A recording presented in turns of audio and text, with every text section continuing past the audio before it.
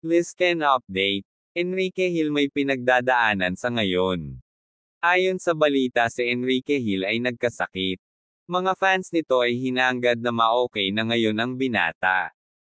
Hope you feel better now, ayon sa post ng solid fans nito. At Liza Soberano may bagong update din ito sa kanyang Instagram account. Liza Soberano has a privilege of speaking at the Nexus Global Summit in New York City, on a topic deeply personal to the children's rights and the role film and television play in protecting and empowering the next generation.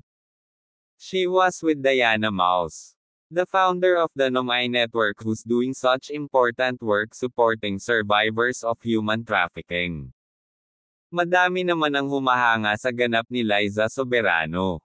One of the best things in Liza, she is not afraid to speak with cause close to her heart and firmly believes in.